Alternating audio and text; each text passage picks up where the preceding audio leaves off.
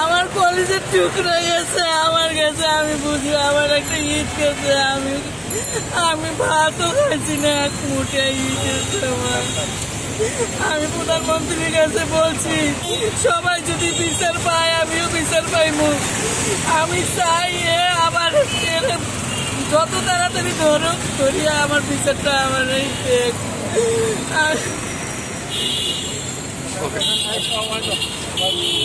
এই হুমকি দেয় আম্মু, মানুষ পেটায়, যদি আপনারও মারে আমরা কিভাবে বাইরে হইবো? আমার জানের নিরাপত্তা কেন দেয় না সরকারে? আমার জানের নিরাপত্তা কেন আইন দেয় না? আইনে কি সবাই যদি বিচার পায় আমি কেন বিচার পাই না? আমি গরিব মা, আমি কেন বিচার পাই না? কিসের জন্য বিচার পাই না?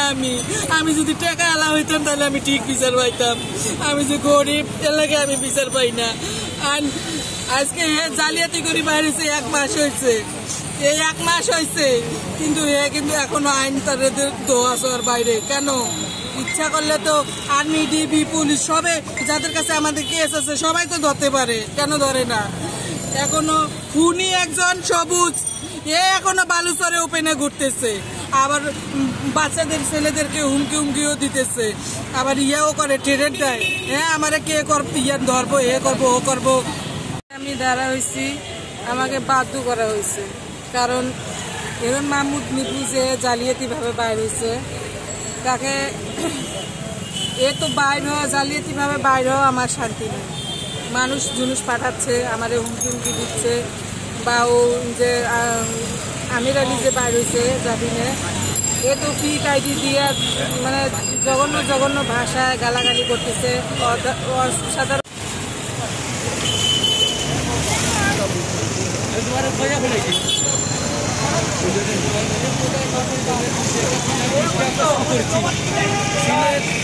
মেধাবী শিক্ষার্থী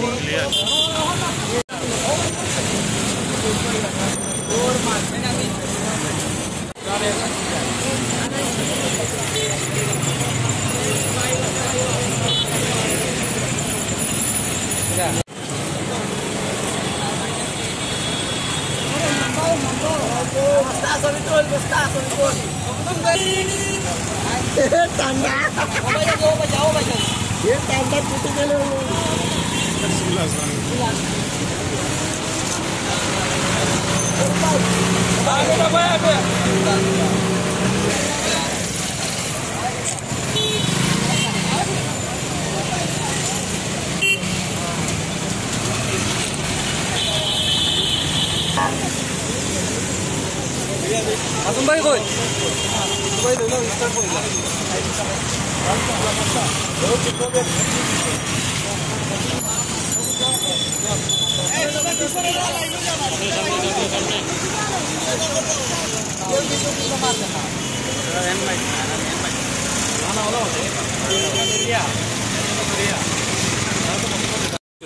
খুনি হিরণ মাহমুদ দীপু, ওইখানে অ্যান্টিসিপেটরি বেল মহামান্য হাইকোর্ট বিভাগ দিয়েছিলেন, হাইকোর্ট বিভাগ বেল দিয়েছিলেন। এটা হয়তো রুল দিয়েছিলেন তাকে নিম্ন আদালতে সারেন্ডার করার জন্য।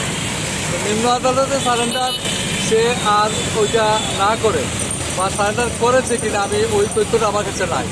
পরবর্তীতে দেখা গেল যে সুপ্রিম কোর্টের একটা অর্ডারকে জাল করে, এটা আমার শোনা কথা, সুপ্রিম কোর্টের অর্ডার জাল করে ওইটাকে স্থায়ী জামিন হিসাবে একটা অর্ডার সে সৃজন করেছিল।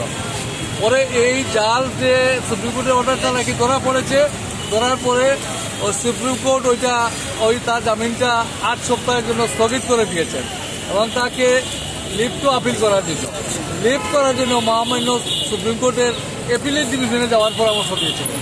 তো এখন ওই হিরণ মাহমুদ নিপু ওইখানে যান নাই, কোনো ধরনের আইনি শেল্টারে উনি না গিয়ে, বর্তমানে যেহেতু জালিয়াতির অভিযুক্ত সিলেটের আপামর জনসাধারণের দাবি ওনাকে ধরবেন, কিন্তু সে ওইখানে দেখা যায় একটা অর্ডারকে, লোয়ার কোর্টের অর্ডারকে সাপ্রেস করে তার জামিন বহাল রয়েছে দেখিয়ে সে ওইটা কনফার্ম করে, ওই জামিনটা কনফার্ম করে পরে পলাতক হয়েছে। আমরা যতটুকু জানি এখন সে গড়াচুয়ার বাহিরে মামলা চলমান আছে।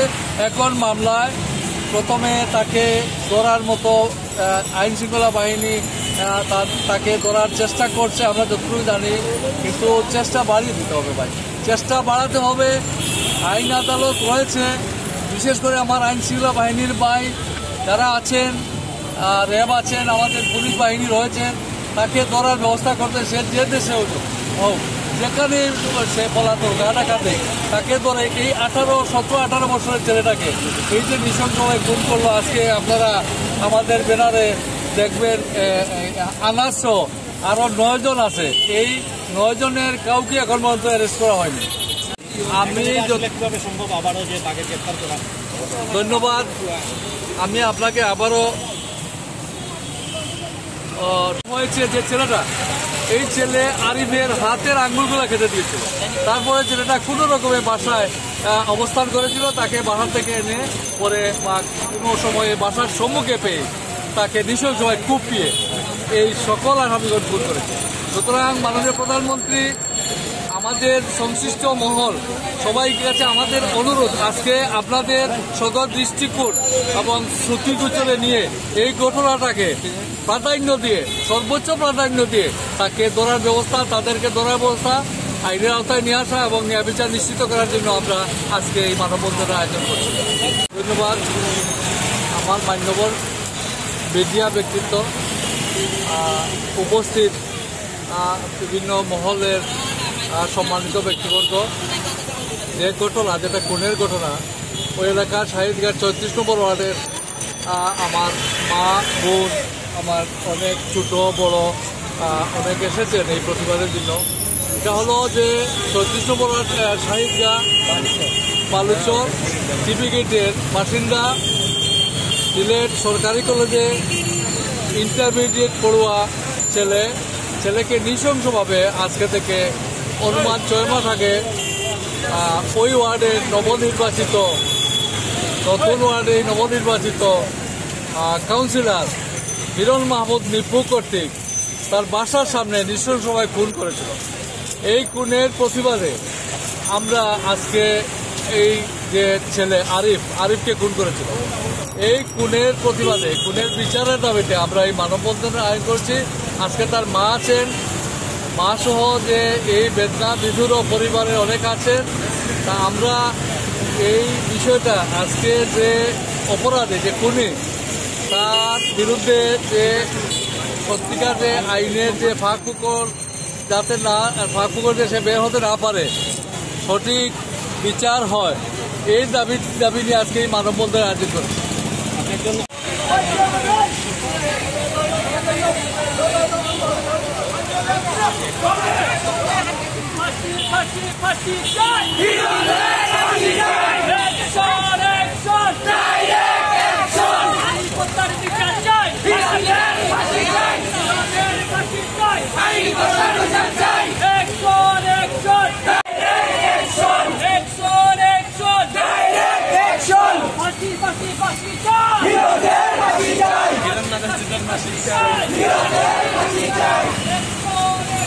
Direct